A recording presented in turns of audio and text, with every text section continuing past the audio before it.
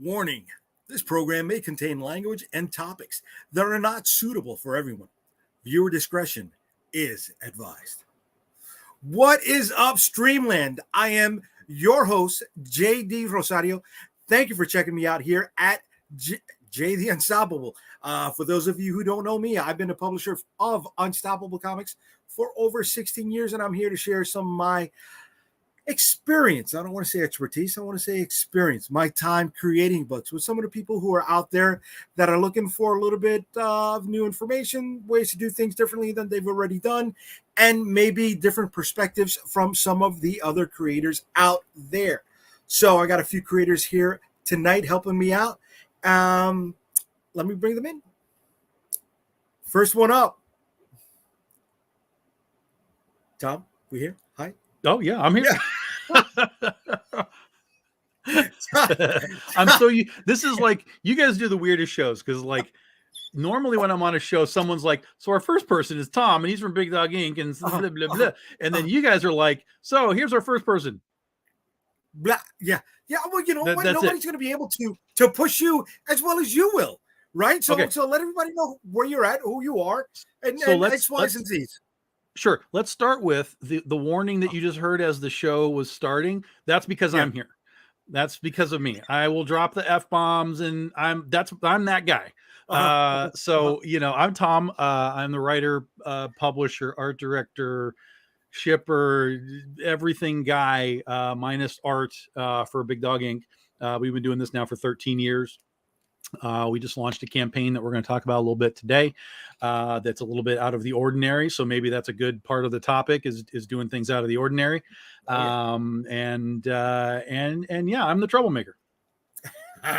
You are not the only one. Let me bring in another troublemaker who I hope will introduce himself without me having to set him up. What up, everybody? My name is JD Calderon. I'm the writer and creator of the Oswald Chronicles. And currently Magi's Grace, which is currently running on Kickstarter. And I don't know what Tom's talking about because, you know, we're all a bunch of fucking troublemakers up on this bitch. Hell yes. You guys are too professional for me, man. We don't know what that word means, sir. We don't know what that word means. Yeah. I will never resemble professional ever in my life. Thank you. But the topic for tonight, it may trigger some people, but I feel people should stop giving away their digital content for free. I've seen a lot of, I don't want to say top tier, but upper echelon creators out there who are bundling packages of other people's content as part of their offerings without either A, giving back to those who are supplying to them, whether it's a one-for-one swap, whether it is a backlink to either their campaign or to their website where people can pick up their products or any other social media link necessary. All they're doing is saying, you'll be exposed in my campaign. Now, before we go any further, I want to say I've seen many creators take umbrage with the term exposure, right? And they won't do any work for exposure because exposure is not going to keep their lights on. It's not going to put food on the table. Yet here they are sending out digital comics, right? That they spent thousands of dollars to create if they're part of a team, or time that it took them to put the book together for free for exposure in somebody else's campaign with no guarantee that there's going to be a trickle-down effect to leading to more information or more interest in their personal properties. Do you guys feel this is something that should be addressed? Do you think it's something that creators like us that have more experience should be showing the new creators who are also doing that? Maybe that's not the right way to do business. Or Tom, may I? I guess we're going to be troubling. Listen, I did it in the green room, so you go ahead. This is an open forum, guys. Say what you got to say. So listen. I mean, listen. I can sit here and tell you full of shit, but I'm not going to sit here and tell you full of shit because you're full of shit. But whatever. Look, I'm full of shit. I took a shit 20 minutes ago before the show started. I'm clean, baby. Well, I'm pretty sure there's more in the back up. Oh, But anyway. baby, I'm loaded. I'm always loaded. Uh-huh. No. But in all seriousness, though, I mean, Yes. listen. I mean, people do that stuff. We're all trying, I guess, as a community, right? With the thought process behind it is that if you give me a PDF and I hand it off to my fans, right? Mm-hmm. Now, the PDF you're giving me, yes, you did spend some money on it, but I'm kind of hoping that it's an older PDF that's an entry point into your story, right? It's something that's already been paid for, something that you've already made your money on, something that you already has hopefully hit the green, right? You're in the black art, right? Hopefully. So then that, hopefully, right? But hopefully also that PDF, if you work it correctly, you've put in QR codes and websites and maybe even an active link in the PDF that people can click on and they can go back and find your other content, right? So if they like the story, they can go back and find, they can find your other content. And I think that's the basic premise behind why most people do this stuff. Now, I think if you're sharing out content with them, they should be willing to share content with you as well. Now, if there's no tit for tat, then I just think that's a bad look. It's a bad player. I don't think it's okay. And that's one of the things I want to hone in on, right? It's an equal exchange of work to your respective fellow creator. Correct. As opposed to utilizing them and their work to better your presentation. Right. Okay. I don't think that a digital bundle, let me be more specific here, because I think we need to clarify a couple of things. One, the ones that I've been involved in where they're like, hey, do you want to give us a PDF for whatever, is part of some element of like a stretch goal. So they're not selling anything, they're not selling my thing, right? Mm-hmm. It's just like, hey, we reach $10,000, we're going to unlock 5 PDFs for you guys, right? Like that kind of stuff. That's the stuff that I'm involved in. So in that regard, it's essentially free marketing. It's a free commercial for you. Okay. Because again, like JD said, this is already something that I've done. It's not something that's coming. I mean, you could do like a preview PDF, I guess, if you wanted to, but assuming you want to get somebody at the beginning of your book. So like, here's critter number 1, guys. And if you like it, there's a website in there and all this stuff, and you can come get the rest of the books. So in that context, I think, spread it around. Like, why not spread it around at that point? The more people that you're giving that book to, the more of their fans are finding you. The further away you get from your fan base means more people that don't know who you are that could then potentially revert back in. That's just marketing, right? So it's no different than if you spend $1,000 on Facebook marketing, you're still taking a shot that somebody is going to click a link or look at a Facebook thing or whatever, but you've spent $1,000, right? Right. Whereas with a PDF going to comic book creators who are then giving it to comic book fans, you have a trickle down effect. Now, whether it trickles backwards, that just depends on whether or not it strikes the fancy of whoever ends up with it. They may not care about superheroes. They may only want horror, whatever. So, but I think that I think there is a limit to what you should do. I think it should always be limited to like the issue 1 of whatever you've got. And if you got a few different series, you can mix it up however you want to do it. Right. It shouldn't be like, here's a trade paperback version of everything, like 5 issues in one thing. That's crazy. And I will tell you that I did also give a PDF to, actually it was a bundle. I think it was a bundle to a creator who was selling them. But he's giving me that money. So all he's doing in that regard is like, hey guys, we have cool creators that we know and we interact with, and you can buy their shit too. But if you do buy their shit, that $20 or whatever it is going to go to Tom. So that's a thing that I've been involved in as well. See, that's different, right? That's sure. That's it. And I'm just saying that's just my experience. Or that creator's doing the legwork for you. All right. So some of the legwork I have done prior to setting this up was creating a little bit of examples, right? Of utilizing how to get something for your digital comic book, right? I know Calderon loves this. He loves the pre-press work that I go and do before the live stream. But some of the things that I would like to see or hope people are using their digital work for is exchanging it for newsletter or signups, right?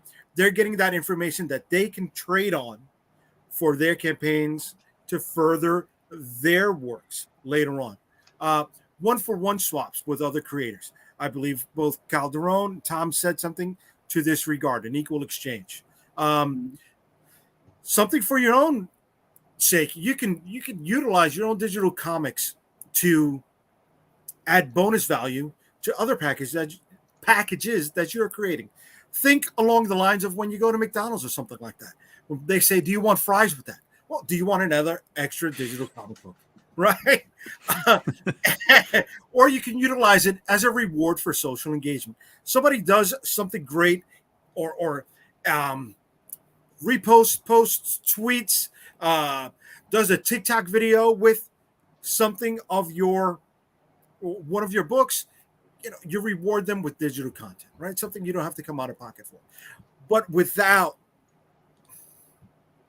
having that sort of thing that you can trade on later on to help your business grow, I think you are selling yourself short. Because that could be information that you trade on later on in the future. Right? I'm always talking about newsletter. That's my biggest thing. That's one of my biggest pet peeves is building that newsletter, because that's the one thing that you own. And if you're not at least getting that, where you could contact the people that have had their hands on your product, then you're missing out on future opportunities. That is the one thing that you can track, right? You mentioned that earlier, Tom, where there's hopefully, or without that tracking of that information or that backtrack link, how do you know that you're getting any information on? Right? How many times can we utilize a specific Kickstarter link so we know, okay, this link that I share with this person has led to this many views, sales, things like that, right? You're not even getting something as simple as that. On my last campaign, I did 5 digital swaps.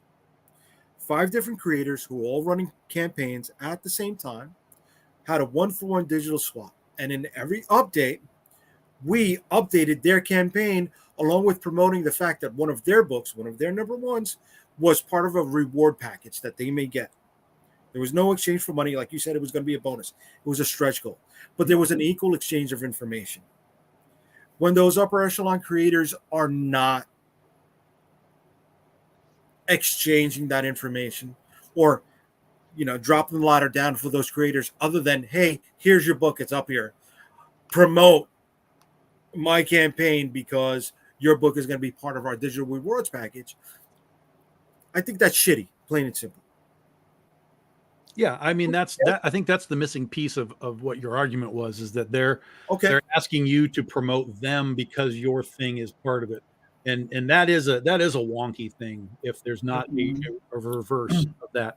And so, to be perfectly honest, I'm not sure I've ever promoted a campaign that I've had a digital thing just sitting there. Like, I'm not sure I ever truly have. I may have done it sort of on the side, right? But I've never been out like, oh my God, I've got a digital comic available on this guy's stuff. Because here's the thing, that almost doesn't matter, because the people that I'm talking to probably already have that. So what do they care? Now, obviously I'm promoting like that other book. Like I'm saying like, hey, X creator has our stuff as part of their thing, but you should check out their thing. But me telling them like, hey, my digital book is part of their campaign is not a sales tactic that makes any sense to me, because the people that I'm talking to are my fans already. So to me, it makes far more sense to do like update swaps, like you said, like, hey, Jay's got Limbo going, and you should check it out because he's got 3 days left. And I tell that to my backers, and then you say, hey, Tom just launched Video Games Day, and you tell that to your backers. Like, that makes more sense to me, because then you're dropping links, and then you're specifically throwing things back and forth, usually on the same day. Everybody kind of tends to do that on the same day. And I've seen results from that. I've seen results from multiple times.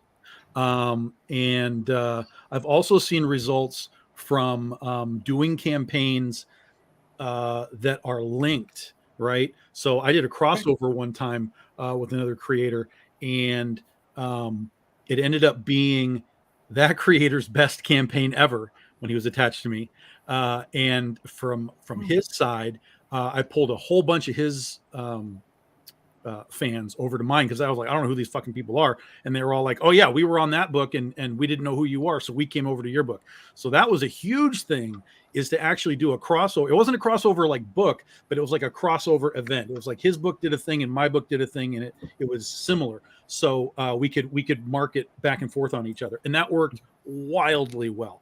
So I think that the giving of a digital property to a random campaign and just letting them use it and flood it to their 100 or whatever backers, whatever, like it's an attempt at marketing that costs you zero.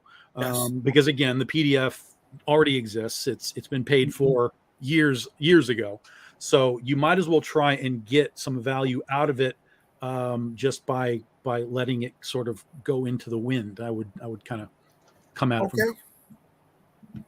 But again, I would be very, very specific. I wouldn't just be like, hey, this time it's number 1, and this time it's number 2, and this time it's number 3. No, it would always be Critter number 1, Oz number 1, Penny number 1. You're not getting the series out of me one issue at a time.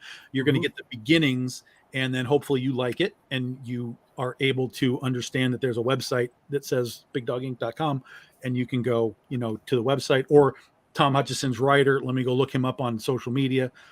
It requires a little work on their part, obviously, but if they like what they've read, that kind of work shouldn't be that hard.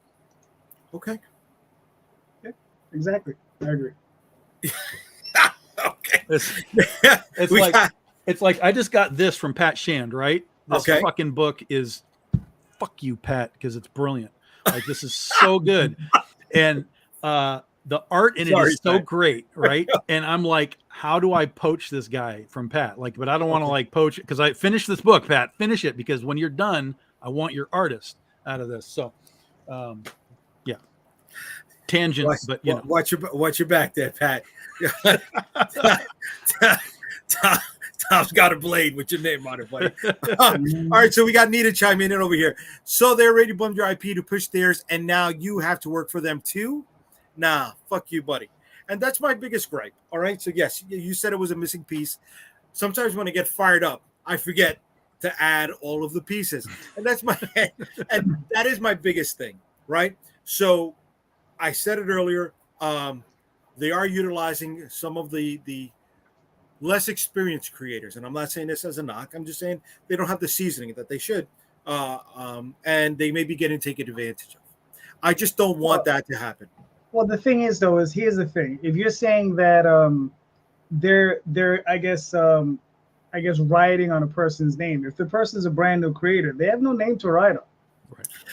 I'm not saying writing on their name. No, I'm saying utilize their content, right? Their X amount of dollars to add value to their package without paying it back to them. I mean, but you don't know what type of positive exposure they may get out of it. You understand? Like if that person is doing a campaign at the same time and gives them a PDF, if they pick up just 10 backers, that could flip their campaign. You understand? In a positive, right? Yeah, it's almost like a funnel thing, right? It's like, oh, fucking Tyler, I love you, Tyler. I'm going to talk about the funnel, Tyler. I'm going to talk about the funnel, Tyler. Sales funnel? We always the funnel, right? Yeah, the sales funnel. So, like, let's say you put your PDF onto a guy who gets like 500 backers, right? And so 500 backers get your PDF. That's the start of your funnel, right? And that funnel might have been 100 for you, but now it's suddenly 500 because someone else helped you. And so now you've got a chance of those 500 people to start figuring out who the hell you are at a zero cost. Because again, it's just a digital file. It's not like you're giving them a free book. That would be false. Don't give free comics out. But the digital file is essentially now a marketing tool for you. And I think if you are careful with how you do it, like again, you're not going to get 1, 2, 3, 4, 5. You're only always going to get number one. But you can change it up each time. So if you've got different books, I'm going to give you Oz, I'm going to give you Penny, I'm going to give you Critter.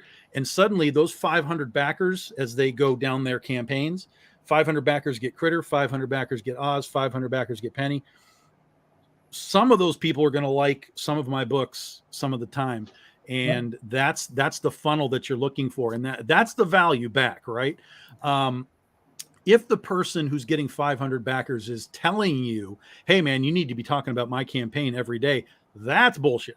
That's a non-starter. Don't even worry about that. If you want to just sort of say, hey, I'm working with this guy, check out his book, that's fine. I have no problem with that. But as far as like them saying market for me and tell me, all that kind of crap, that's some BS. So again, I think there's levels of this discussion.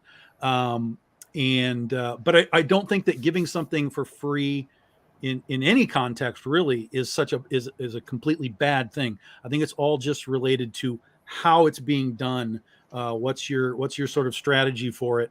Because we all know that we can sell digital comics, but it's not like giving away a digital comic to a Kickstarter backer or a Kickstarter creator, is like suddenly taking money out of your pocket, right? Because digital comics don't sell enough that we're worried about that at this point anyway.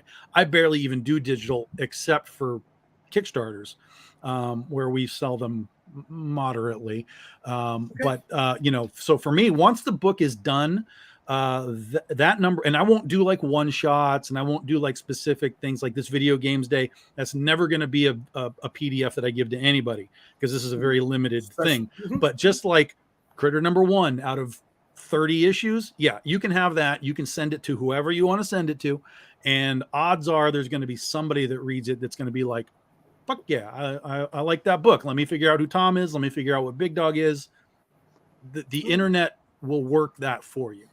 We got somebody chomping at the bit to get in on this conversation, so let me open the door for a fellow creator over here.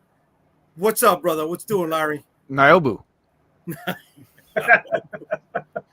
What's up, Larry? The topic is interesting, and I'm just sort of coming out. Maybe me listen for about 5 minutes, right? Okay. And I don't know how long you guys have been going for, so I don't know what I missed. But I'll tell you this: I do give out the digital for free, and that might have to change, right?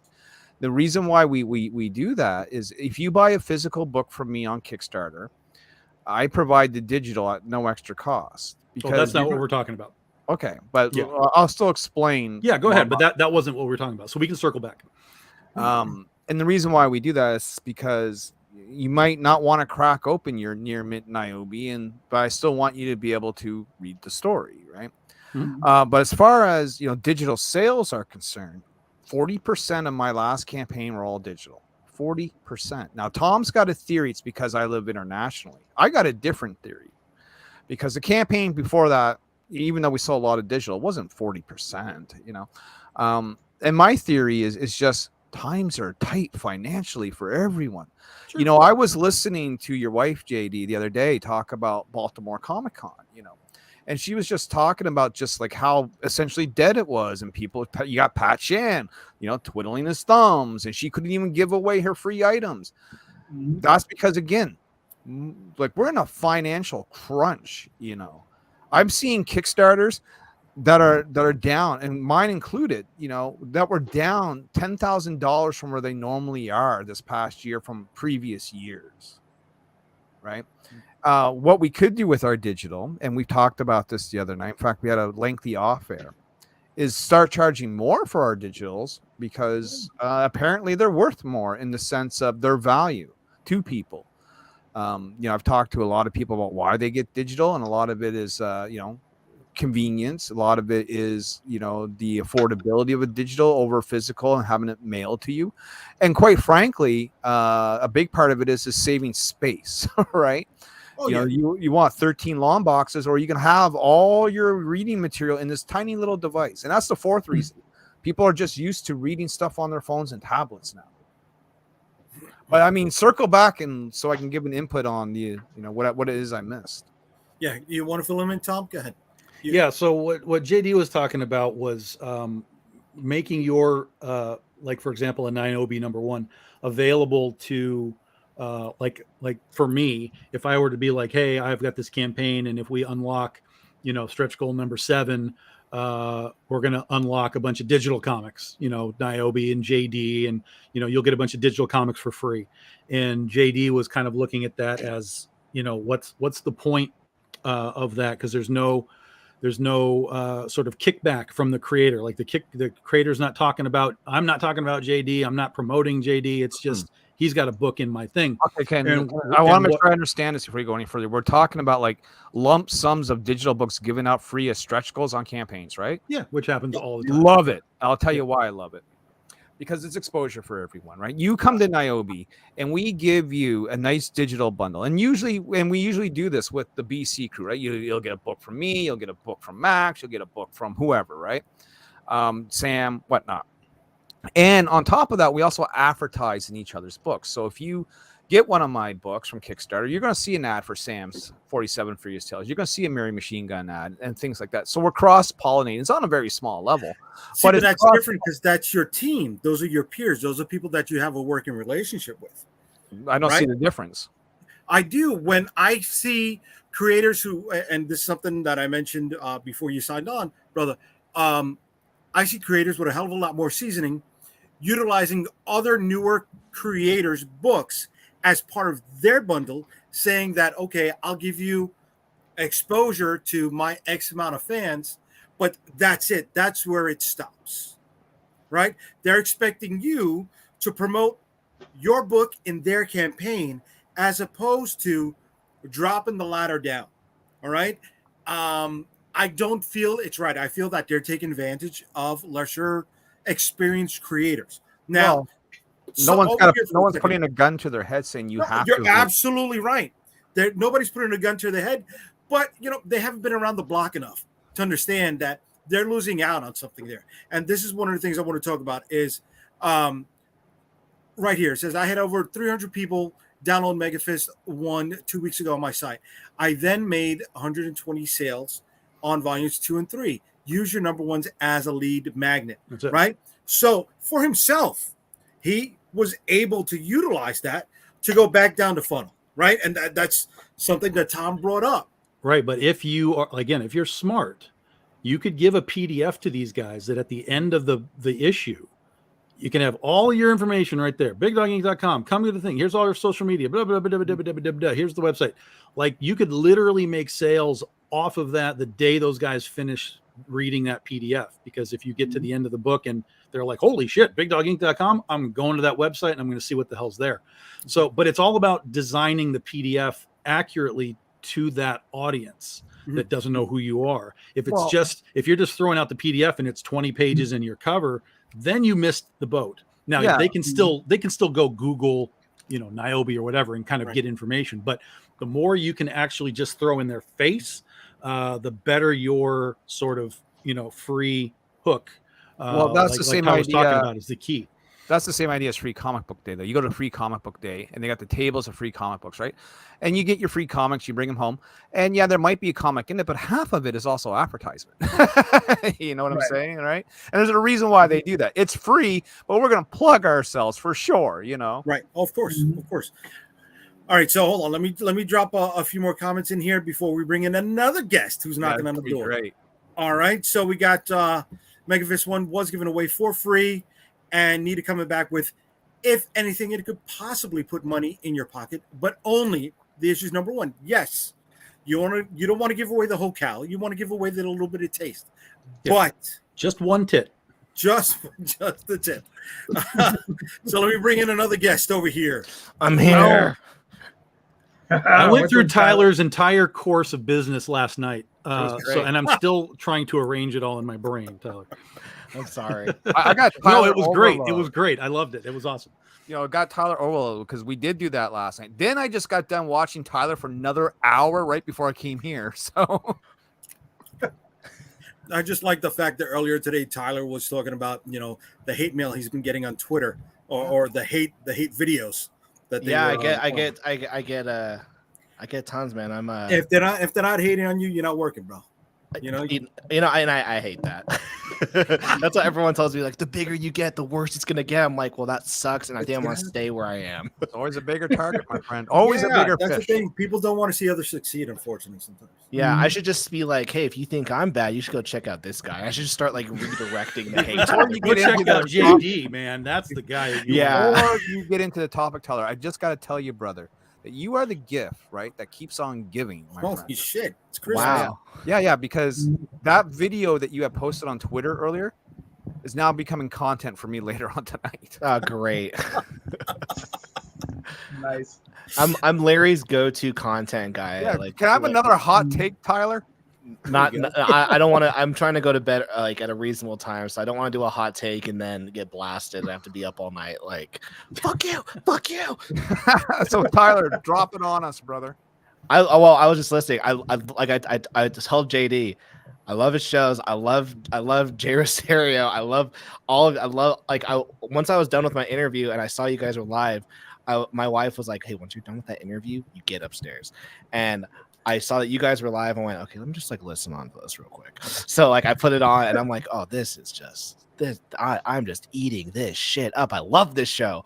And then Thanks. and then It's fire, baby. Me and Calderon hate each other. Then I looked at the baby monitors and like all the kids are asleep. So I went upstairs and I'm like, hey, I'm gonna go back downstairs. And I just got the link. She goes, fine, go do it. And I'm like, sweet. No, I loved everything you guys. I will say when I went to go talk to my wife, the last thing I heard of the show's topic was I heard Larry say something about Kickstarters are down. That's the last thing I heard. I believe they are, yeah. I don't know. I haven't done enough research, observations. Forget about research. There's for sure a Observations. downswing in the overall element of it. Not for Tyler. He's the golden goose. Well, that's what I was about to say. There are people that are not feeling it though. There's definitely people that are still just trucking right along.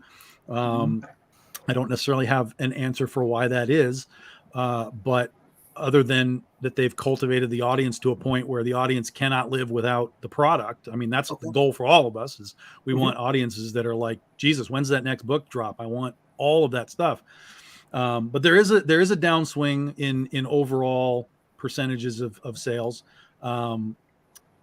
Also, interestingly enough, this year we haven't seen the influx of the amount of projects. Like we've been really squarely in that 250, 260 kind of range. We never broke 300 projects live at any one time like we have in the past 3 years. So there's a trending down in the amount of projects. Creators aren't able to even make these projects like get the first 5 or 6 pages or the covers. So they're struggling to even. Yep. So is that a good thing that there's not as much traffic? I mean, to a degree, yes. I mean, anytime you have more visibility for yourself because there's less, things to look at, that's going to be useful for you for sure. It's not at a level that it's like significantly different from standard Kickstarter though. It's not like we're down to like 200 alive at any given time, like so it's not a significant drop right now. Even talking about 300, like you're down like 40 campaigns, like it's not that big of a thing. Now, do you think it's because there are other platforms that are doing crowdfunding? No, absolutely not. There are other platforms, but they are all weak sauce. Kickstarter is down because Fund My Comic is the new. They're taking away all the business, man. Yes. Tyler's trying to get that sponsorship. Yeah. No. Crowdfunder is coming.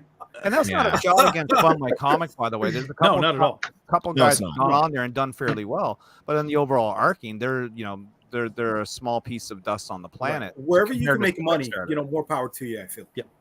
100%, right. 100%. But are those other platforms? Do they promote the numbers the same way Kickstarter does? There's this many 200, 300, 250 campaigns in this specific genre going on right now. None of them, not even Indiegogo, do that kind of stuff. Really. No. I mean, it's Kickstarter is the cream of the crop, and Indiegogo used to be sort of number 2. I mean, really kind of is number 2 right now. I mean, it's like, why is anyone there? It's like number a 2, distant like number 2. TNA was like number 2 to WWE, though. That's a big drop. Yeah, you know what I mean, right? Yeah. Really, that far down? All right. Oh, yeah. We got a couple guys chiming in over here. We got Champe saying, "I once said we should do trailers like printed resumes versions of future comics that could be given out to clients or spread on social media." And some guy named Granda or something like that scolded me. That's not how it's done. That's not the industry. Well, with more live streams going on nowadays, maybe that should be an element or could be an element. Well, I think he's talking about like printed trailers. What's a printed trailer? That's a great question, Larry, and I'd love to tell you about it. Ed Brubacher and Sean Phillips, every graphic novel that they do a 2-page trailer. And what it is it's a 2-page, like they have like a narration, like I thought that my life was going to be like this, but it actually ended up like you turn the page, this, and you see some action scene panels, and then it says coming soon this series. And so they're like, it's specifically these pages are not panels from the comic. They're specifically drawn panels for this trailer, 2-pager, so that you can get like a vibe of the story, get excited about it, see what kind of elements are going to happen. But if they're not panels from the story, then that could be misleading. Remember like when Rogue One came out and they had like all these shots in the trailer that you never saw in the movie. It's like, where's the TIE fighter and on the on front of the tower that was going to shoot down whoever there? Well, that's why you say it's a trailer. But here's the thing about the misleading thing. So there was actually a court case that just happened because these 2 viewers saw a movie because they thought Anna de Armas was going to be in it, because in the trailer she had like a one set. They were like, oh, that's her face, and she gets naked in all our movies. And so they went to go see the movie. She wasn't in it. She didn't make the cut. They sued the company saying it's false advertising, and the courts were like, it's a trailer. Like it's a trailer. But you can take 1 or 2 of those stills, turn them into a print, a trading card, anything like that, and it's still part of the campaign. Right? Sure. That excuse me, they don't do campaigns. I apologize. They just go straight to trades, right? Yeah, they just do straight to trades right now. Yeah, but the concept is interesting, right? Imagine if you could just do those 2 pages as PDFs, give them away for free, and give away a printable PDF. So there's just these 2 pages, and if people want, they can print them out, right? Peruse them, enjoy them. You have links and all that other stuff. And Ed Brubaker specifically, and those guys, they're selling trades through Image. So they just want you to. They don't even care whether you print them, distribute them. They just want that out there as much as possible, and and they're going to sell as many books as they can sell. Man. I mean, those books are great. I think some of us are old enough to remember the G.I. Joe half-hour commercials to promote the comic book before the cartoon came out. Great times, right? Well, no, all of that was designed to sell the toys. Of course, they were trying to skirt around that. Yeah. The comic and the comic and the cartoon sold the toy. It was marketed as to sell the comic, which the comic was also selling the toys. That's right. We got Paige Alfred saying, hey. We got Del Guzman saying, I see you got on that.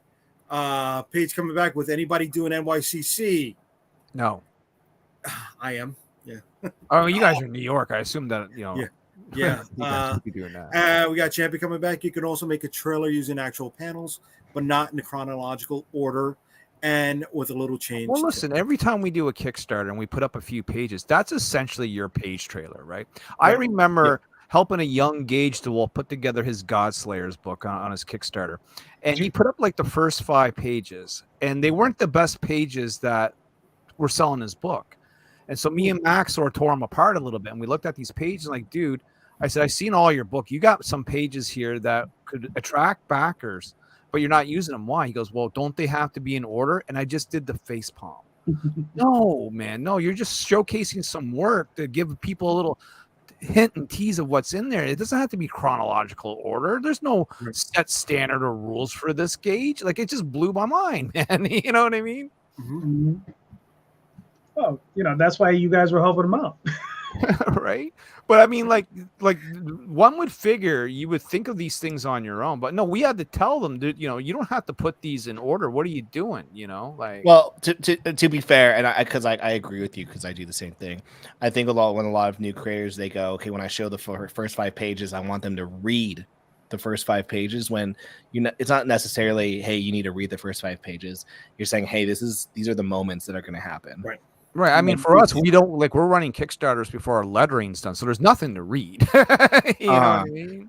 Yeah, but there's still a story to follow. flow, You know, right, your yeah. art is still telling a story. Whereas if you're like, hey, page 1 and page 8 and page 12, I mean, and page lettering's 20, usually the last stage. it can of the be a little comic, choppy, right? but So by the time I we get to understand the point. lettering, you know, like we're good to go, right? So, But you look, Calderon, you mentioned that's helping them out. So to bring this back around to the original question, is utilizing somebody else's book as part of your promotion with no form of kickback or equal exchange of information, helping them out or taking advantage of them?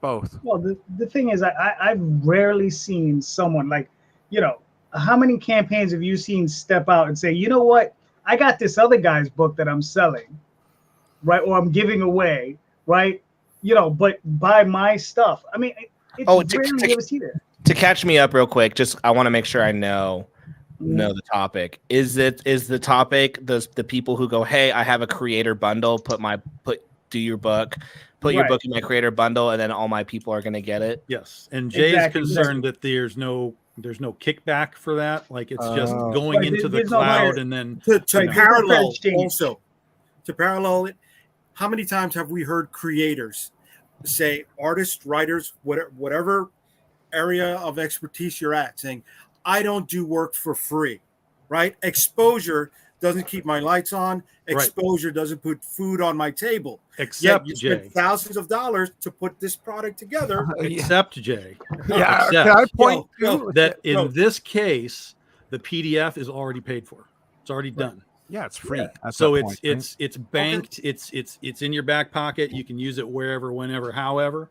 And again, very specifically, like I wouldn't give the most recent PDF out. Yeah. Always start at the beginning of the Yeah, series, number one. Yeah. And so there's literally no expense. There's literally no damage to the brand unless you're giving it to somebody that is a jackass. It's literally just, I'm going to take this story, I'm going to put it in the cloud of this guy's campaign. It's going to go to 300 or 400 people that don't know who the hell I am, and then hopefully of those 300 or 400 people, Tyler, the funnel will bring me some people. and Tom said it. I did like another thing I heard before I left, because I left 2 times. What was Tom said? Also, you need to design the PDF correctly. You can't just go, here's the PDF. Yes. You need the QR code. You need the QR code that says, hey, follow me. You need to have everything that's going to get them back to you, because if you don't, you're right. That was a missed opportunity.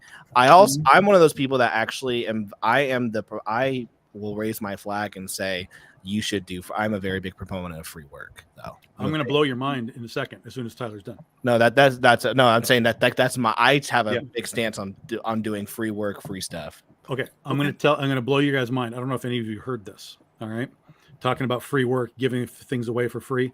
Scout Comics just put out a new book, or maybe it's in previews or something, because they're taking orders for it, right? The issue, I can't think of the title. I'll have to look it up. Scout Comics has a brand new issue #1 that they are giving to retailers for free. A full issue of a comic for free. Supposedly, they are now having orders for free comics for 100 and some odd thousand copies for free.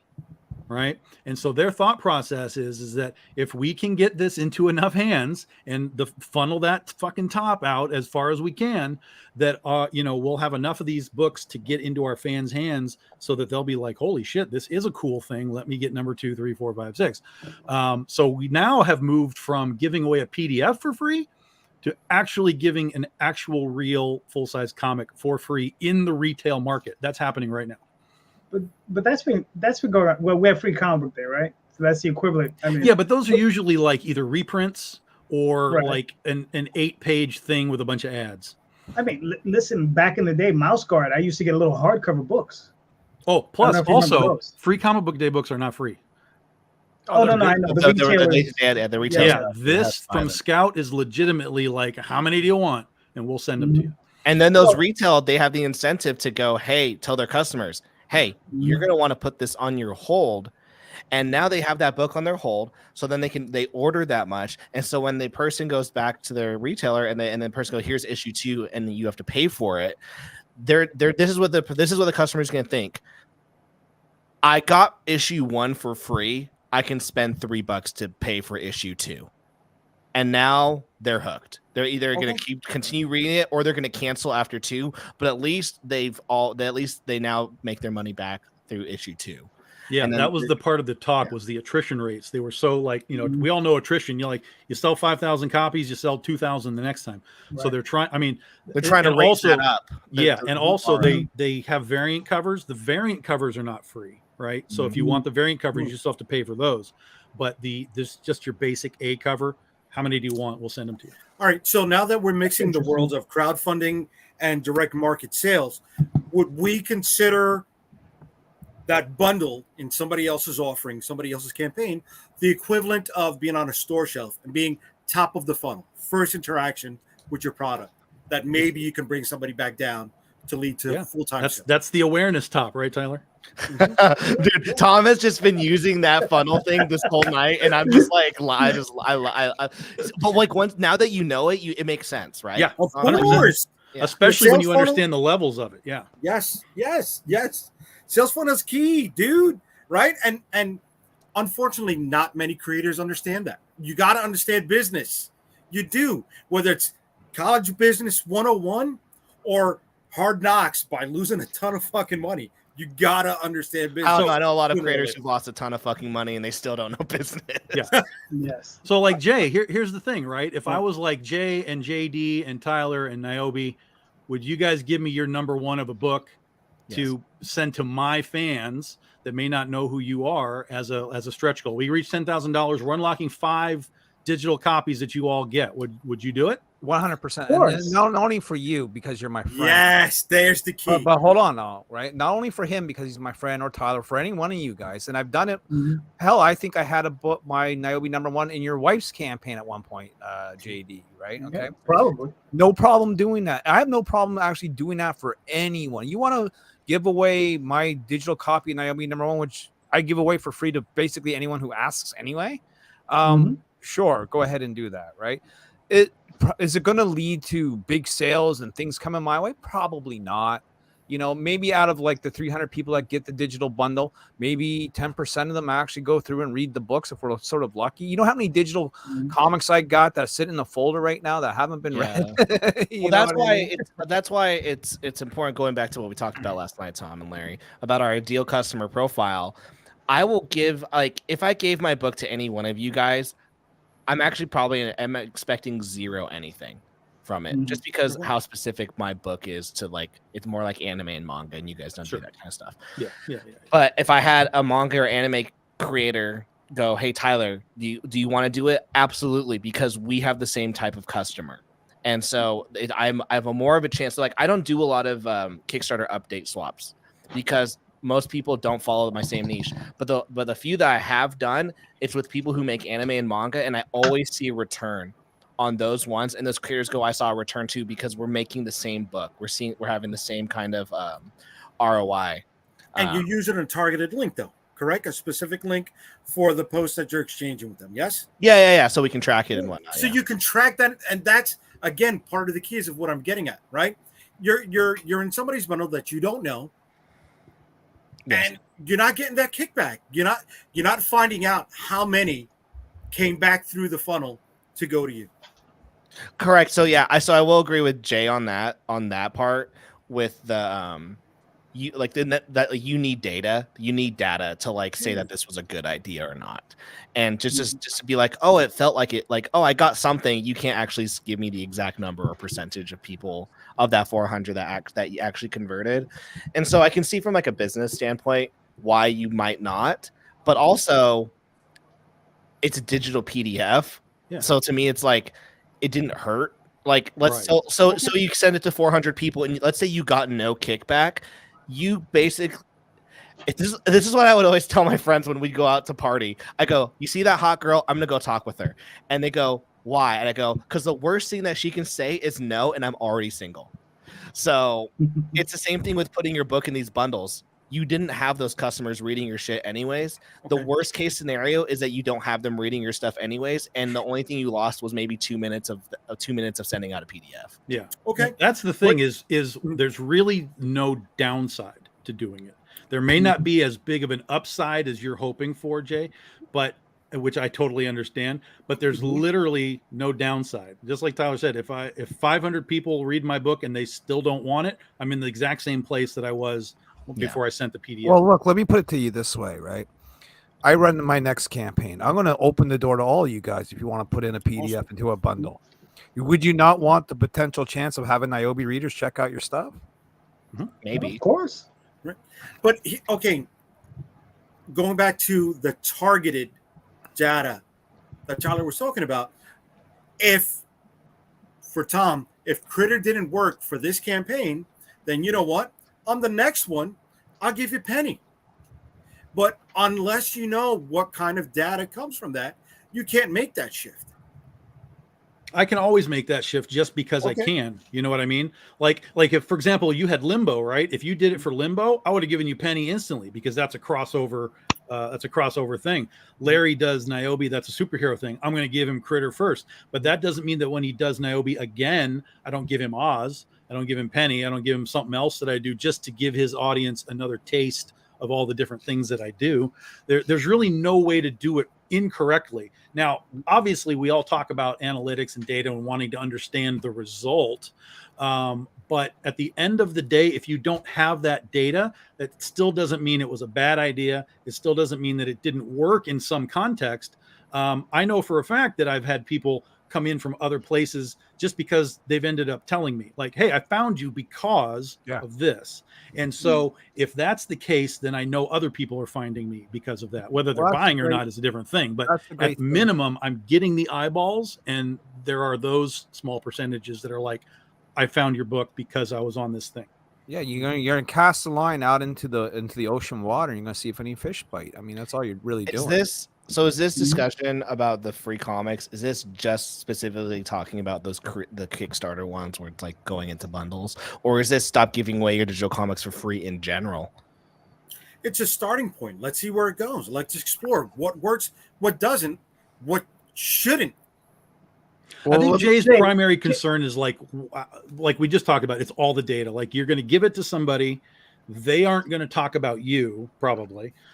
So what is the ultimate result from you giving them? Okay. So I'll give you some. So that's just the Kickstarter stuff. And I agree. Because right now with the Kickstarter discussion of throwing the bundles, none of us can actually say the data if any of it's actually good, because none of us can actually say with numbers that it was good. We can all say we know it worked out, but you can't give like a hard percentage. Right. With the way that Amazon works in the publishing world is you don't even promote yourself on Amazon in the publishing side of things until you have your third or fourth book out.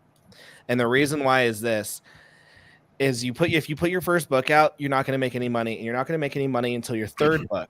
But the way that Amazon readers want is they love series. And so what you do is when you release your fourth book, you then start using Amazon's promotional tools that are free to use, and you make your you either make your first book 1 or 2 for free, like both of them for free, and then you make the third book 99 cents, and then you get people hooked, and then they spend like the full price on book 4, and then after that you're now ranking and whatnot. So when I put The Girl with the Mega Fist on Amazon, it's in the shonen manga category.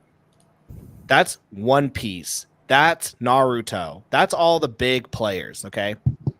I put Girl with the Mega Fist, and I just was playing around. I wanted to see what it would do, just me doing the free promotion, even though I only had book 1. My book ranked in front of all of those books. I was the number 1 shonen manga. I didn't make any sales. It was just purely based because I was free. So many people were just downloading my book for free. But how Amazon's system works is they will notify everyone that's ever bought your stuff if they have quote unquote purchased it, even if it's free. So I haven't spent the time because I've been so busy putting my other stuff on there, but I know that I sold for free 1,000 people downloaded The Girl with the Mega Fist on Amazon. 1,000. So it's like, Tyler, you made no sales. No, because once I put book 2 out, Amazon tells those 1,000 people, hey, you downloaded book 1 for free. Do you want to see book 2? And that's like free marketing that I don't have to do. And then if I do the same, so basically the goal with Amazon, with these publishers, these writers, is you just keep doing all these free promotions, and you're basically building out the biggest net. So like some of these people are like they gave away their book 1 to like 100,000 people, but and then that's that funnel. And as it's going down, they're just getting more and more sales as more and more people are getting the message. So every time they put a new book out, those 100,000 people are going, hey, you bought this book at one point. They just came out with a new book. So Tyler, I got a question for you. So let's say if you're doing a series of books, right? Like I'm doing, like Larry's doing, like Tom's doing. So would it be suggested to put out, like, let's say a first issue, a 24-page book for free? And then maybe the second issue for free? Or would it be better to put the first trade for free? I mean, it both, honestly. I don't know how floppies work. This is mostly just trades and novels specifically. Like I know this specifically in the novel world. I can't say I have any data on the graphic novel format because I don't know anyone who does it. But having worked at a publisher and us doing these promotions with our fiction books and having sold stupid money on those, I know that's how you do it. There is a group called, have you guys heard of the group 20 Books to 50K? No. Let me tell you guys about this. This will get you, all of you guys will jizz. I promise you will jizz in your pants tonight, right now. I will make you jizz. Okay. So what this group is, what this guy found out. No, man. Okay. So this guy, he's a indie author. He puts his book out on Amazon, and it makes and he's like, oh, that was fun, and he just puts it out. This was at like and he starts making $50 a month, and he goes, oh, nice. And then it starts making $100 a month. He goes, oh, okay, and it just regularly is doing $100 a month. Now my math is going to be terrible for the story, but I just need you to believe me. So then he goes, oh, interesting. So then he writes a second book naturally. And then eventually that second book gets to $100 a month as well, on top of the first book still doing $100 a month. So he's like, okay. And he goes, if these are continuing to do $100 a month, how many books do I need to put out to get to enough money that I'm making a month that I can just quit my job just because I'm writing my books? And he had this theory that if he had 20 bucks, he could make 20 books, he could make $50,000 a year, and he could quit his job. So he does that. It ends up being what he finds out is that it's not $50 a year. It was 50,000. It wasn't 50,000 a year. It was 50,000 a month. He started making, and it was because of this formula that he figured out through the Amazon's algorithm. And he started telling other authors, and then they started doing it, and then they started making. And so I'm part of this 20 Books to 50K group, and I'm telling you, you'll throw up because the point of the group is you have to show your receipts. You have to show your payout. And to see these people, what they're making, you just go, holy shit. They're like, I had a really terrible month. I only made $100,000 this month on Amazon. And you're like, holy shit. Like, and someone's like, it's okay. Like you'll get up next month. Like that's the conversations that these groups of people are having. You made me jizz, but that's why I'm off camera. You also introduced another level, another revenue stream that a lot of independent creators aren't following. Right. Well, you got to understand, he's also talking prose. He's not talking comics. Yeah. Correct. I'm talking prose. He's talking prose. I am, though. Completely different beast. I just got a template to get my books on Amazon. I paid someone to give them to me because, like, I've been trying for 2 years, and like their AI is like, your template's wrong, and I'm like, it's your fucking template. And I had a friend. He said, hey, their template's wrong. I figured it out, and I was like, oh my gosh, just how much? Just tell me the template. And so I have this template now, and I'm gonna see. Like, I'm always someone who's like, I'm not gonna say go on Amazon, you're gonna make $1 million. So I'm gonna put my stuff up there, and then give me like a year, and I'll go, it was worth it. I'm on a beach. But with these pros, what they learned is that you just are constantly giving out free books. Like, you are constantly giving out free books. And that's how you're growing. And so, like I said, like 2 weeks ago, I used my newsletter and my Twitter, and I said, hey, use this promo code, Growth the Megafist Volume 1, 100% free. I did that. I had 300 people download The Growth of Megafist Volume 1 for free on my site, which led to 120 people. So that led to 300 people joining my email list, which I can get them somewhere down the road. But it also got me 120 immediate sales for volumes 2 and 3, whether those were physical books, whether those were digital. I have one person who's every week buying all the variants, which is, thank you so much, the person. But the key to all of this, though, I feel, is it's targeted, right? And it's within your catalog. Yes. Right. And yes, I'm in control. Everything I was saying at the beginning, I feel some people are getting taken advantage of because that target is not coming back to them. They don't have, like you said, when you came in, they don't have the data to move forward with whatever they receive. But I don't think it's. I think one, if you didn't, I don't like the word taking advantage, because I don't think they were taking advantage. They signed it. They agreed to jump in on this thing. Tom? No gun was put to the head. No gun was put to their head. Speaking of guns, I'm right now cleaning mine. Whoa. While we're talking, if this conversation goes south, I will load it. But so Jay, I'm watching you. If you can shoot that far, fucking turn bad already. But see, that's the targeted thing, right? That's like what I just said. Like if you're doing Limbo, I understand that I need to give you Penny for Your Soul. If Larry's doing Nyobi, I understand I need to give him Critter. So if somebody's doing, sci-fi, there's no reason for a creator to give them like a Western or something, right? Because it's probably not a targeted thing, right? So, but that's just the creator needing to understand, I don't think there's value with that book that you're making, because your audience is probably not going to like my book. But that doesn't preclude anyone from just saying holy fuck, this was a cool, weird PDF that I got in this bundle. Okay. And let me see what's going on. So at the end of the day, when there's zero cost, because again, we're talking about a book that's already in the bank, it's done, it's just a digital file. There's absolutely no cost and there's no downside. It's not like there's going to be some repercussions of, oh, I got this PDF book and man, I'm going to tear this guy down because I don't like what this, that's not going to happen. You know what I'm saying? There's no repercussions to just giving a book to somebody to say, send it to your people. So I've been really, while you were talking, I was really bothered by Jay when he said taken advantage of. And I was like, my first thought was, you're not getting taken advantage of. But then I just thought, what if someone, and I'm assuming I'm either missed this part of the conversation, and this is what Jay's alluding to, that while I'm marketing my campaign, I go, hey, you back my book, I've got 20 other ones I'm going to give to you for free. And now I'm getting all of the dollars for people backing my book.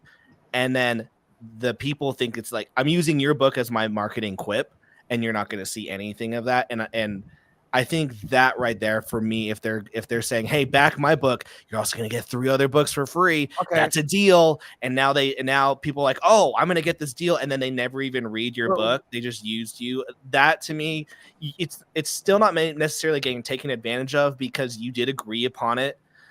You did agree upon the terms. Well, and there's no effort involved. It's not like you went out of your way to do anything. Here's the link to the Dropbox. Here's a link. I know, but then there's still that they were using you for their marketing quips. Sure. You put. I got a question on all this, and not to interrupt, but I'm dying to ask. So if that is being taken advantage of, and there's no sort of kickback, right? What do you? And I want to ask this directly to Jay. Mm-hmm. What do you propose to kickback actually be? Should they get some sort of financial compensation? Should they get some sort of similar deal? What would you like to see happen with that? The easiest thing is a 1-for-1 swap. If I'm giving you a digital book, you give me a digital book, right? That way nobody's getting taken advantage of, and you have the opportunity to explore those same options that the other creator is using with your property. You should be hey, then I'm going to do the same thing with your book on my campaign. Yeah. I like. Or you know what you can do? You go. I one thing I don't like about these things is sometimes they just throw them out on social media. Send me the Dropbox link and I'll throw it. I think the creator, if I was gonna do it, I think the creator should curate. If I go, I'm making a Bad Girl book, I should go, hey Tom, I want Critter. I'll pay you $100. Hey Larry, I want Nyobi. I want to send to my backers. I'll pay you $100. I want to license it for my backers, and then That's a different level though. Yes, and then after that, I'm curating the comics, the free comics, to give to my backers based off of the audience, and I think that's the more professional business way of doing it because it respects the backers, it respects all the creators involved. But then like that's like I think that's high level, but even just a step down, I think is Jay's, where it goes, hey, that's fine, you can totally use my book, but I want to use your book. Well, one would assume that would just be the case anyway. Like it boggles my mind that wouldn't be like a thing. People are shitty, man. Jay, can I put you on the spot? Of course you could. JD's gonna say, Jay, do you remember when you used my book, but you wouldn't let me use yours? No.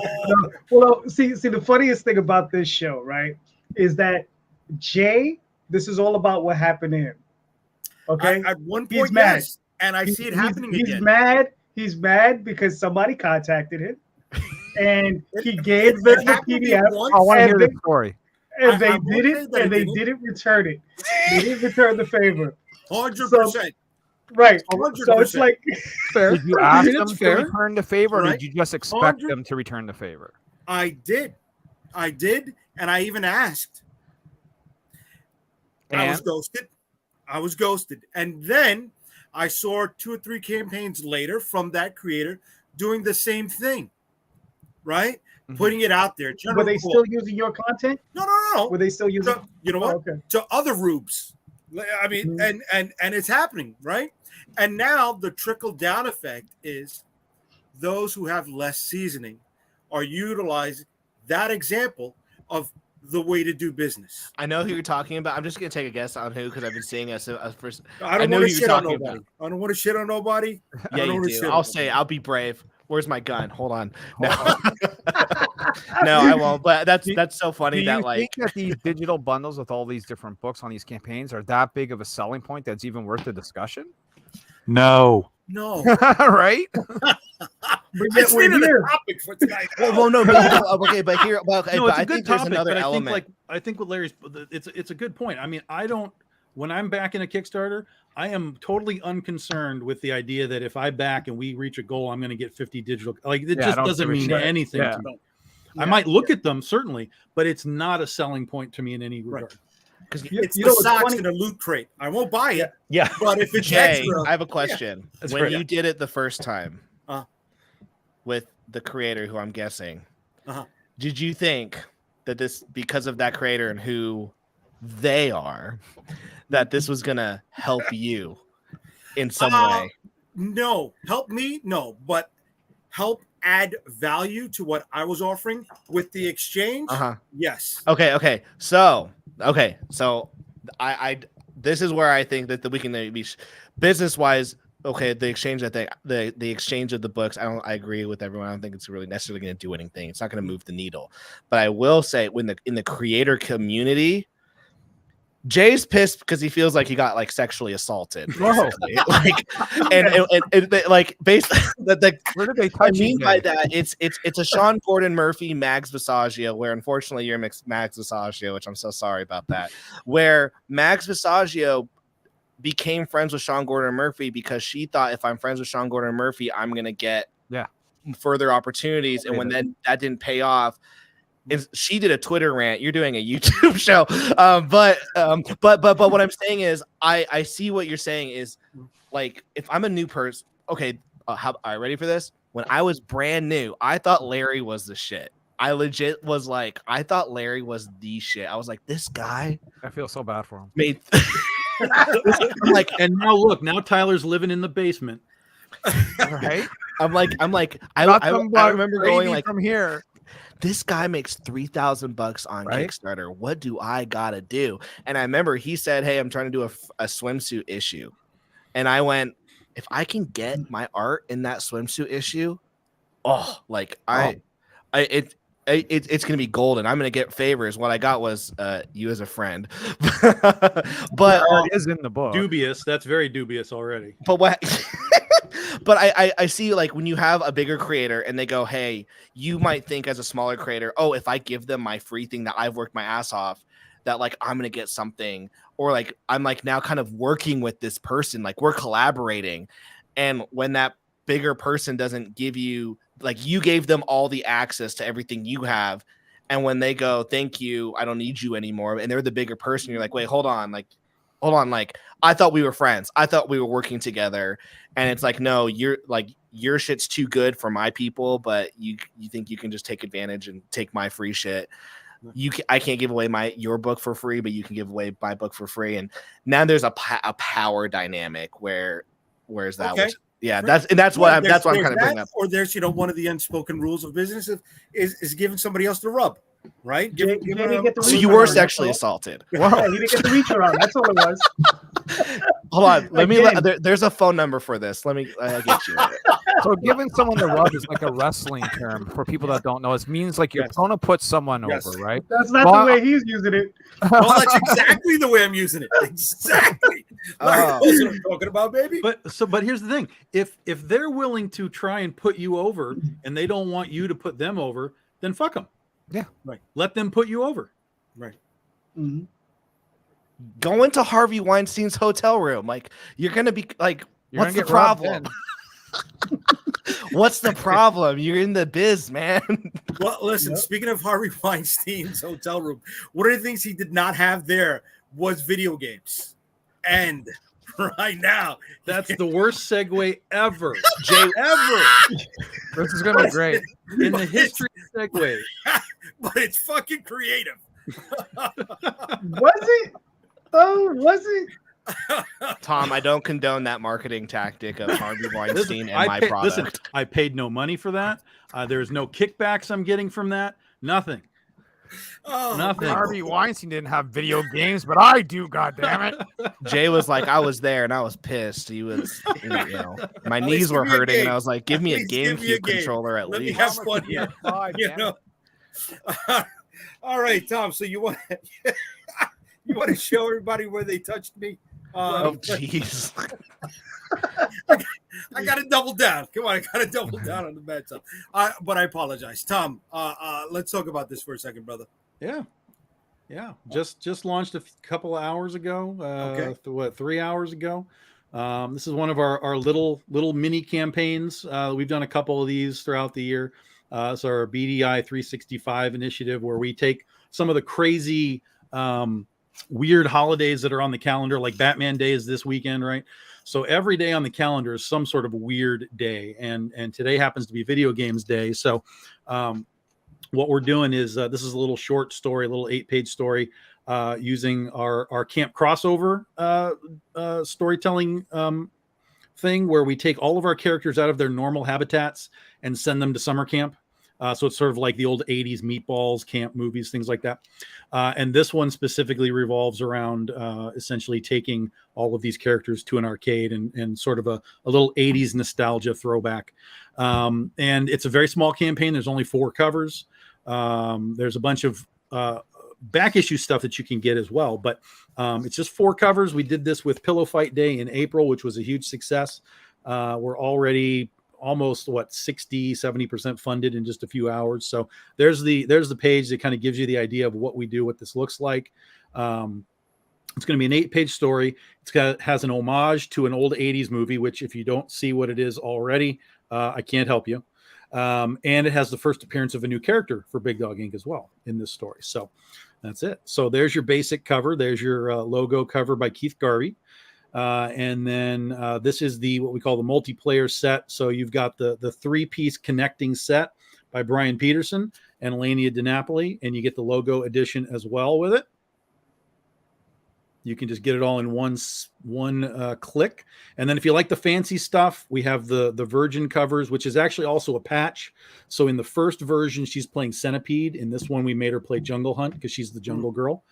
And then there's the Virgin edition, there's the holofoil edition, and then there's the holofoils of the 3-piece set as well. And that's it. That's the campaign for new covers. Everything else is add-ons. So we have a handful of these, like these guys, these standees that we do right here. We got a handful of those left. We did 100 of them last year, and we've got a handful of them left. So you can get some of those. And then these are their back issues. So this is one of the books we did earlier in the year. BDI 365. This is Alien Abduction Day. We got a handful of those left. We have Princess Day. This was our 360-degree set that we did with Brian Peterson. We got a handful of these left. This is World Goth Day. So we have issues 1 and 2 for World Goth Day. Here is the original Camp Crossover book we did in 2021.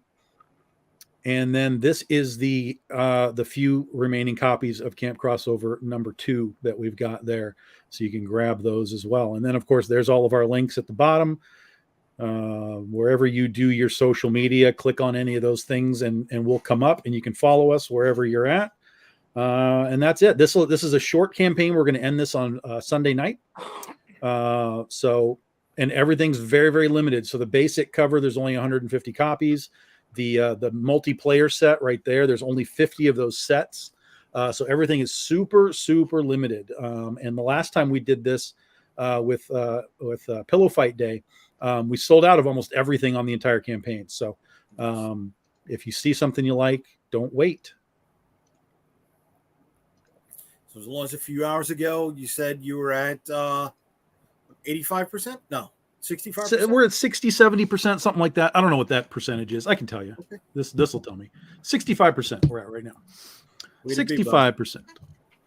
So yeah. So we have a chance to we'll probably wrap that up overnight, get to 5,000, and then starting tomorrow we'll start trying to unlock some stretch goals.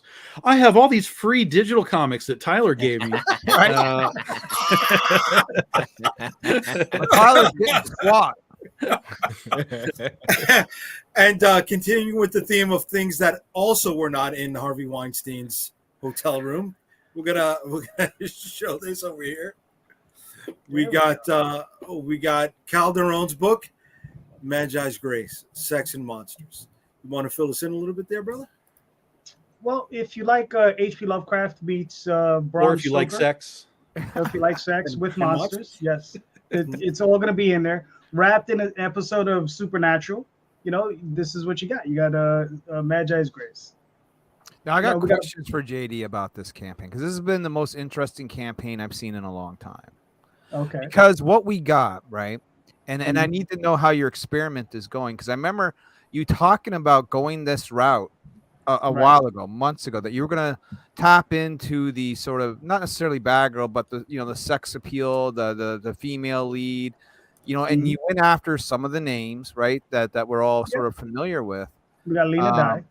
So my question to you is, now that you've tapped into this world, you got an LC Freitas, you got Lena Dye, you got whoever, right? Mm-hmm. Is it everything you thought it would be, or has your opinion now on sort of like the sexy bad girl TNA covers changed at all? Well, here's the thing. You guys had warned me. You guys had said it's going to take work, right? I remember you guys told me, and I was like, okay. And I listened to that, and I knew it. It was going to take work, so I have to work it. So has my opinion changed? Not really. But it's work like anything else. You have to sit down. You got to promote it. You got to push. You got to push and push. So I remember when I saw your campaign initially, you had this image here as your title image, like up at the thumb there, right? Yeah. And I so bad wanted to message you and say wrong image. I wanted to interfere in your work, and I didn't. But what I would have, now that we're having the conversation, what I would have told you to use the Joel Souza image coming out of the gate. Okay. You think so? Oh, absolutely.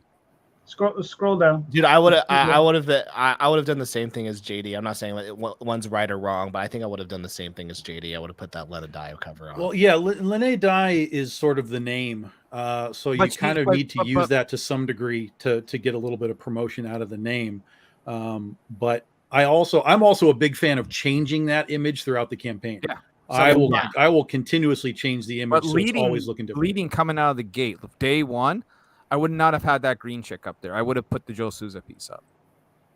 Okay. I mean, that's interesting. That's just a personal thing. I just think it's like, out of all the images you got right here, that one might be one of the better ones that sort of emphasize what this could be, Mm-hmm.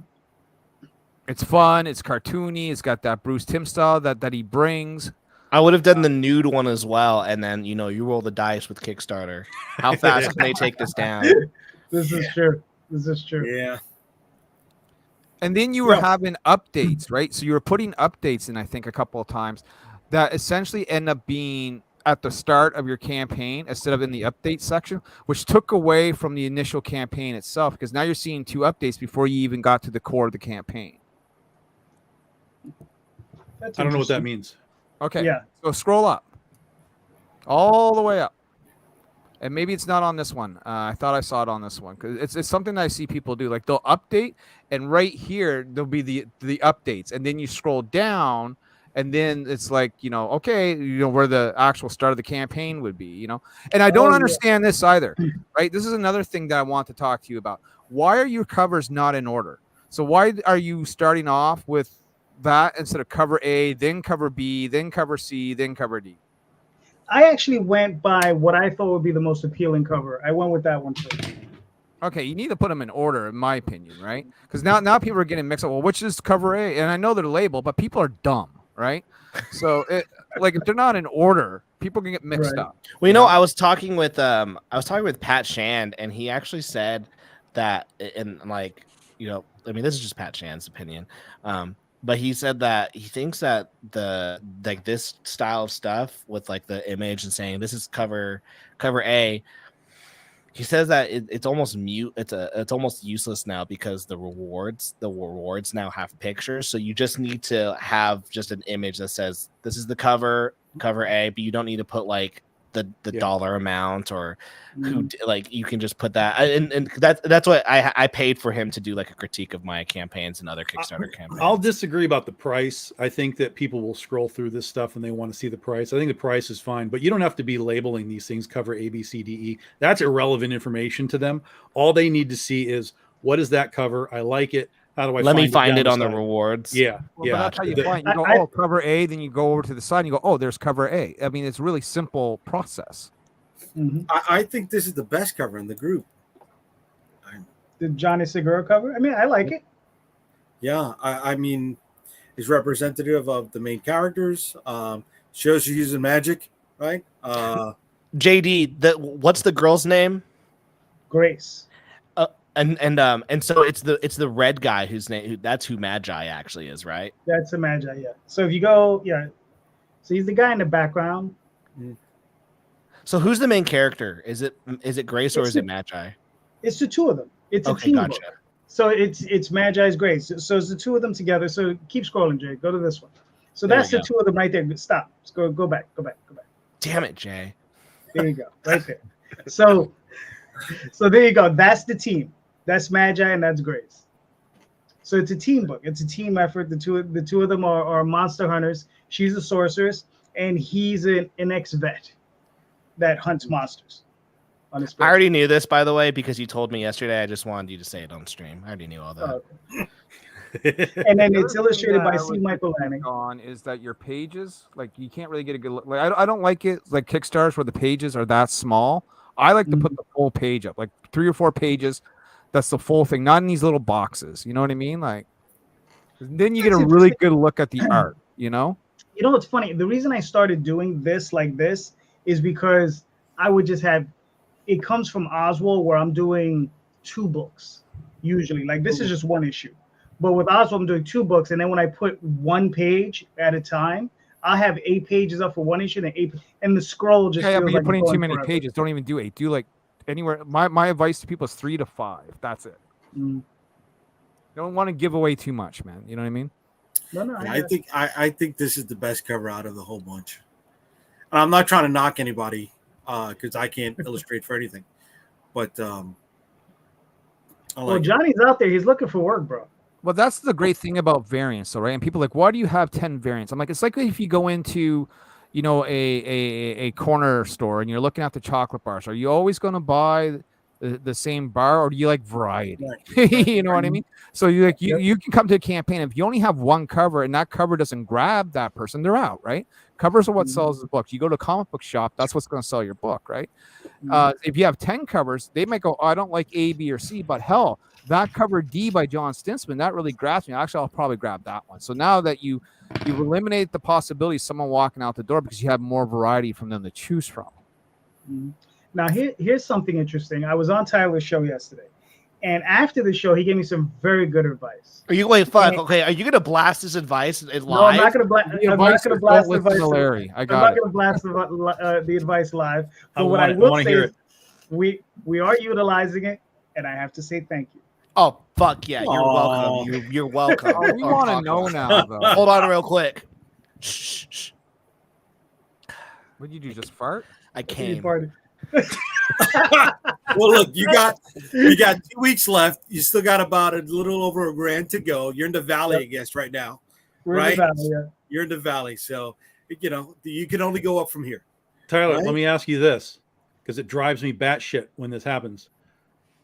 What do you think of having your logo in the picture? I hate it when there's no logo in the picture. Yeah, I think it depends. I've done both with Super Plumber Sisters. Like there was, so like with Girl with the Megafist, like how I had optimized it. Like there's no room for a logo with the ones that I did, but with Super Plumber Sisters, I always left room for it because I wanted that Mario colors, Nintendo colors. Well, but see that for me, I would think that the Super Plumber Sisters wouldn't need the logo because it's very self-explanatory. It's like, this is clearly, yeah. And then your Girl with the Megafist, which is sort of a whatever we call it, an unknown IP, right? Yeah. That would have almost in my brain benefited by having the I think to be fair, now that you've said this out loud, or where was this 20 days ago when my campaign was started? I was just I'm just thinking actually now that my Sexy Witch had the logo, my Super Plumber Sisters had the logo, and I'm like, I don't have the logo for Growth. You should, because the logo is branding, right? You're gonna scroll through someone's Kickstarter, like a Kickstarter page, very quickly, and maybe you don't recognize that image right away.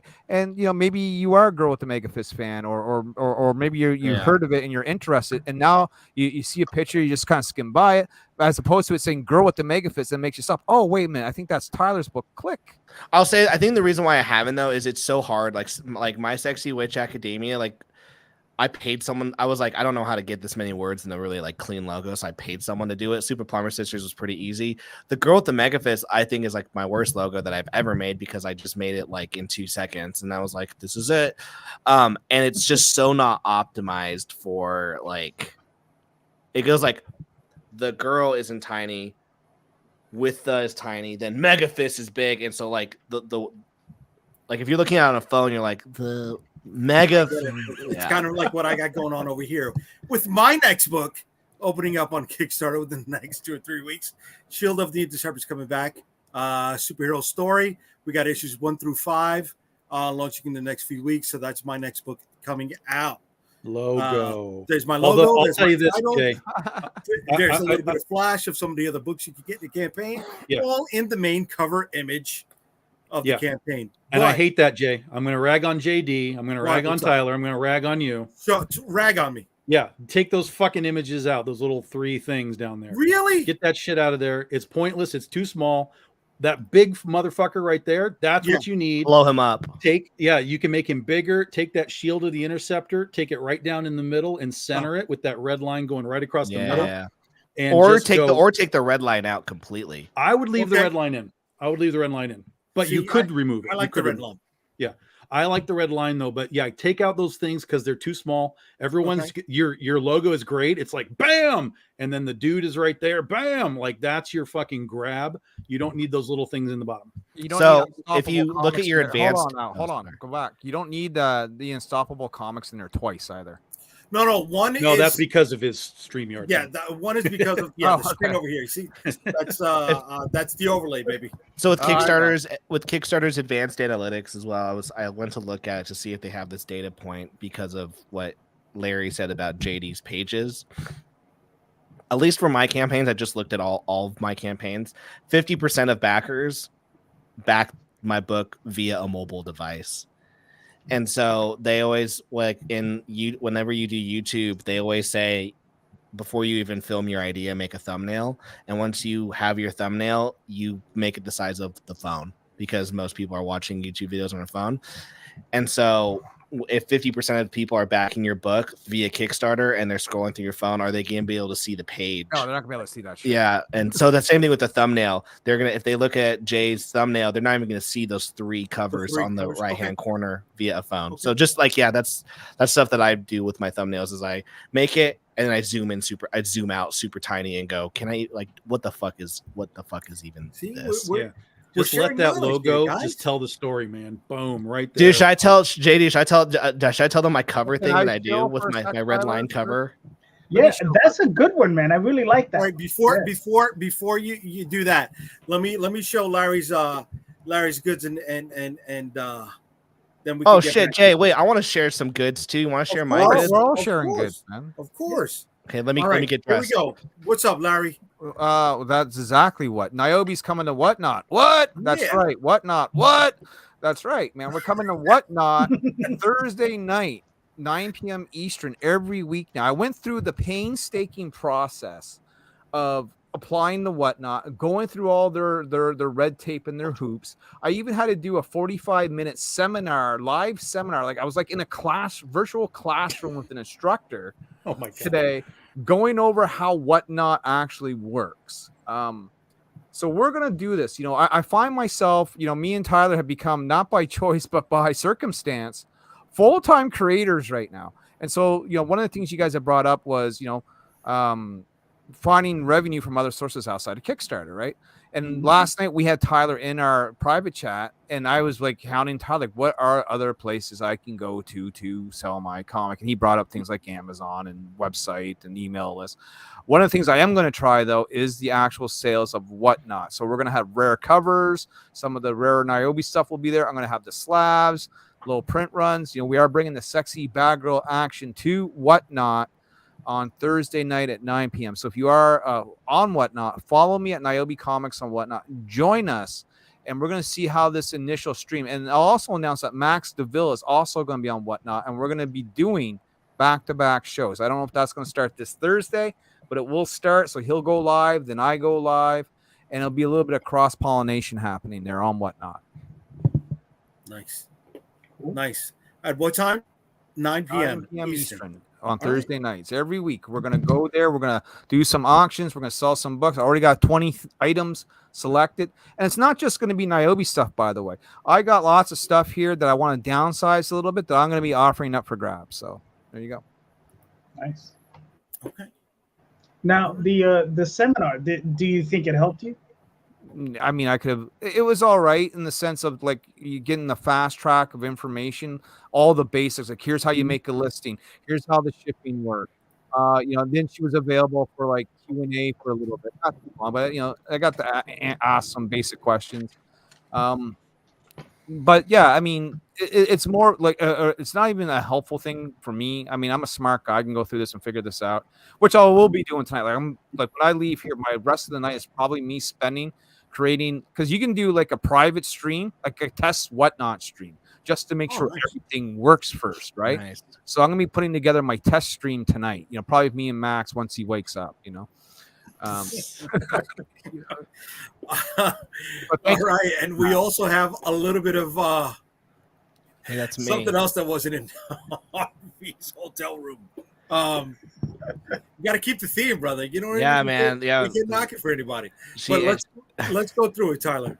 Yeah, this is the Girl with the Mega Fist. It's the fourth. We're kickstarting the fourth volume. However, if you are a new backer, don't be scared to jump into the series. We have 2 volume 1 tiers. We have a digital $5 volume 1 tier and a $14 physical volume 1 tier.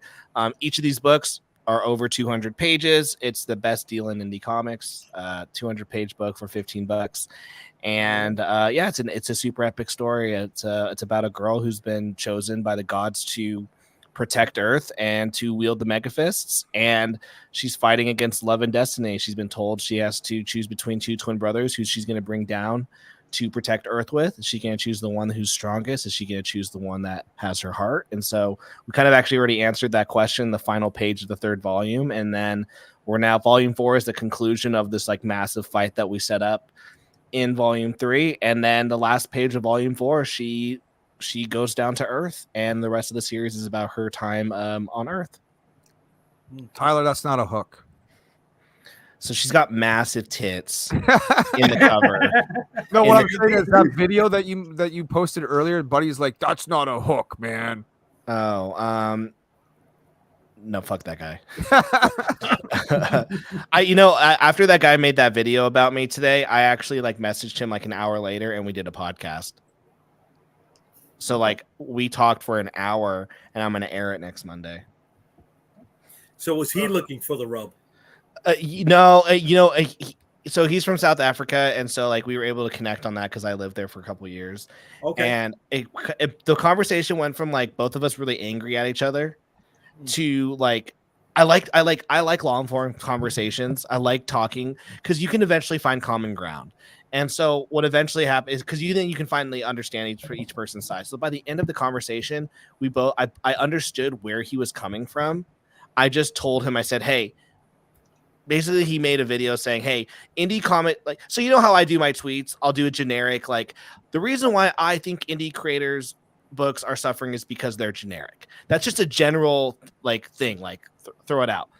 The way he did it was, I think indie comic creators struggle because their books are generic. For example, look at Tyler's shit, and then he spends 10 minutes talking about my. Then he spends 10 minutes talking about my. What he ended up doing was he said that you need to take your indie book and put it against Batman to see how they look compared to each other. Basically, was what it was.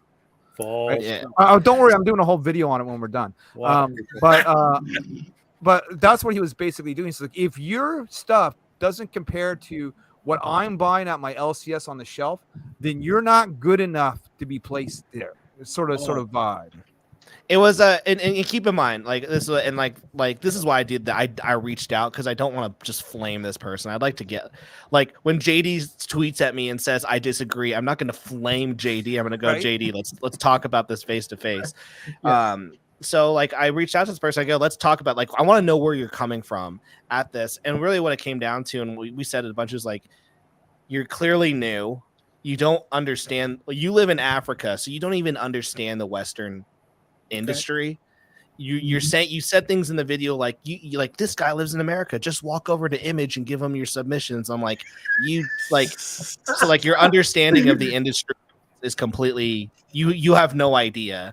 And also, like, he has these standards of what a creator should do and act like, and like what their work should symbolize. And I'm totally fine with people having that, but don't put what you believe in onto me or others, because I don't believe in what you believe in. And so his point of he was basically saying, hey, I did it because I thought everyone else held the same standards as me. And I'm like, no, what you're going to find out in the scene is that every person we all think that we're all on the same path. We're actually all not. Like, every single person that's above me in this stream is doing something that I probably won't ever do in my comic journey. And they're probably going to do the same thing they're probably going to look at the things that I do and go, I'm not going to do that. And so I can't go, Jay, how come you're not doing this? Well, maybe Jay doesn't want to do this. And I shouldn't make a video saying, fuck this guy for thinking that like what his road is a good idea. It's not. Everyone should be doing it my way. And so that was the crux of the video. We had a great conversation. It was funny because at the end I was like, I love everything that you say. Just don't ever bring my name up again. Like, you can say what you say, just don't attack other creators in the process. Right. Now, one of the things you were talking about, you mentioned was, not doing what I would be doing or somebody else would be doing. And I see, some of the guys are saying, hey, put the logo in the cover image, and you don't got it here. Yeah, you're on your own path, baby. But maybe I think, you know what? But tonight you guys are gonna wake up in the morning, you're gonna see a fucking logo there, and you're gonna see 1,000 backers go up because they're gonna go, oh, this comic has a logo. Well, I think at this point it doesn't really matter for you, but you are going to see your campaign go up because now you're into your last final 3 days. I'm not, Larry, and I'll tell you why. Why? I'm an analytics person. The analytics of all my campaigns are always by day 3, I am at 20% conversion rate, and then by the end of the campaign, because of those last 2 or 3 days kick in, I always get up to 30 to 35%. Okay, that's the spike. I think you're gonna finish at 17 grand. But here's the thing. That's fair. That's fine. My thing is this: I am already at 45% converted. Fair enough. But so No, I'm not. So like that's a great conversion rate, but Yeah. I'm not getting any new followers. And People wait to the last minute to back on Kickstarters, and do you know why? but no, you're not getting what I'm saying. People, I'm saying you study analytics, and I'm telling you I don't believe in analytics. I throw them out the window. well, And I'll tell you why I do that, because I work in a call center for the last 20 years in call center industry, and everything we do is analytic based, especially when it comes to call flow and how many calls we're expecting that night. And I can tell you that shit is never accurate. It always fumbles. Okay. They can think like, oh, okay, we're going to have, X amount of calls, and we get half of that. So their predictions and their analytics. Well, then you have bad. wrong. You have bad people But that's doing your across the data. board, Your right? data. That like See, that's you're trying to datalize, is what I call this, the impulsive actions of people, right? No. Because with Kickstarter in the dashboard it says project followers, and then you only get that spike when the amount of project followers they will then get an email saying, hey, there's only 48 hours left. There are only 24 hours left. So what I'm saying is mine always ends at 35%. Just because it always does doesn't mean I have a feeling you're going to get a boost at the end because of two things. A, because the financial crunch. People wait now. Okay, people wait to the last minute because they know that they want to know when their money is coming out of their account. If you go back on Indiegogo, you get charged right away. On Kickstarter, you don't. So if I back your project on day one, that means I got to wait 30 days now before that money comes out of my account. And I might forget that I even pledged. Okay. And this is why we get a lot of drop backers, by the way, because then they have what's called buyer's remorse halfway through, right? So they wait to the last minute to go ahead and back because they know that money is going to come out in the next few days because Kickstarter's going to go, boom, okay, campaign over, we're going to charge everyone. But my so you're right, that's buying habit. But what I'm saying with the looking at the analytics and like JD said, he says I think it'll end at 20, and you know what, we're rooting for JD. I hope his prediction's right. The reason why I'm looking at it is my project followers are very small. Well, if we're going to do analytics, let's look at KickTrack and see what KickTrack predicts for you. I mean, yeah. I mean, but it only goes by the day, right? It takes what's been happening throughout the whole. Yeah, ClickTrack is not. It does take account the whole campaign, right? But it also takes into account the trends that it sees. So, what it doesn't take into account is the possibility that Tyler's going to have a spike at the end. So, well, actually, it kind of does, because what it does is it will give you a low end prediction and a high end prediction. So, like I told JD last night, I think my campaign's going to end at 16. Well, I'm going to bring it up on KickTrack, and we're going to see. Well, you know what? Before we go on KickTrack, let me ask this, because I want to wrap this up. I got to work tomorrow. But does anybody know or heard of anyone that has hit 50 or 60% in converted followers? That's what I'm saying. I've only ever talked with people who have hit max 30 to 35%. And so the fact that I have a 45% conversion rate to me is just it tells me, and here's the thing, I hit 10K back $1,000 in the first 48 hours, which tells me I have just a rock solid fan base of the series. But after that, this has been the most dead campaign I've ever experienced. And so that tells me that I converted, I've had a 40% this entire campaign, which tells me I have hardcore followers who backed immediately, and I'm not getting new followers, and I'm not getting those people who are going to go, oh, last minute, let me check this out the last 3 days.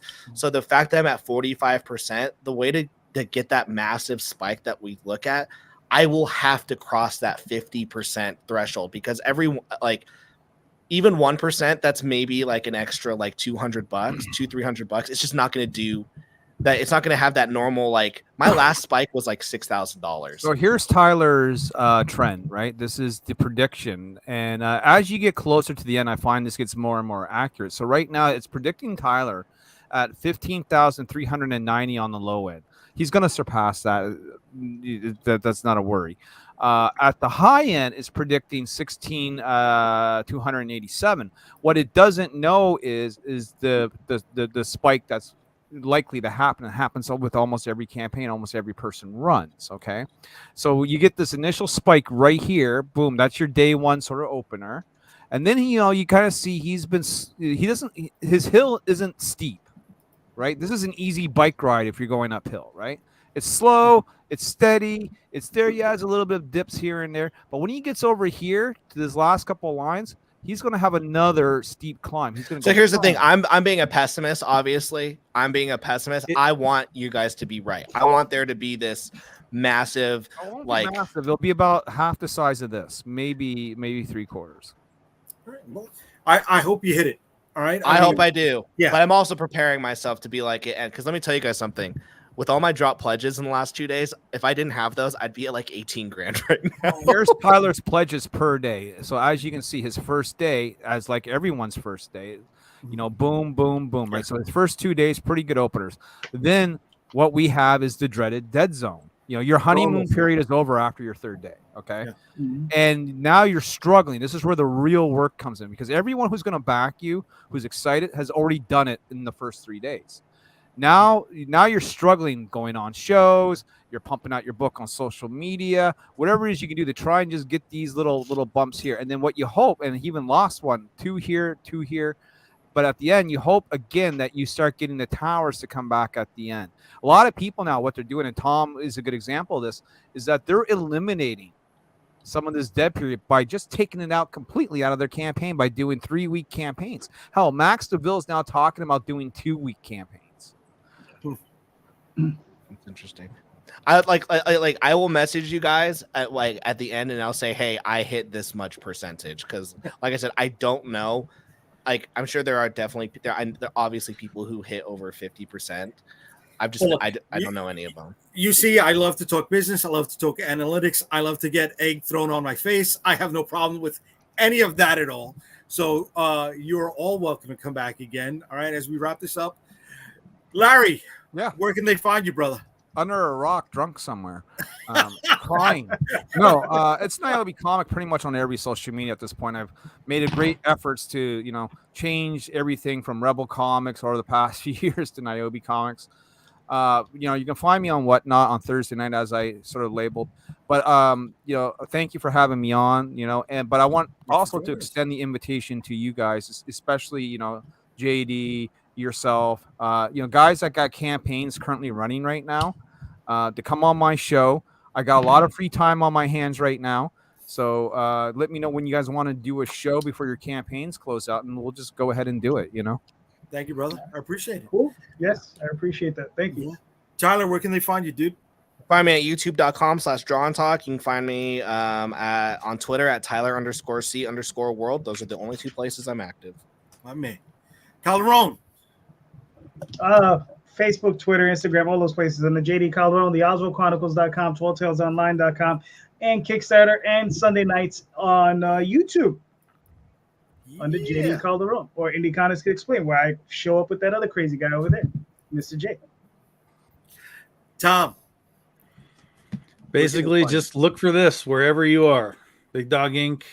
We're kind of across all the platforms. We kind of live on Facebook. Everything kind of starts here and then disseminates outwards. But Twitter, Instagram, Patreon, TikTok, all the things.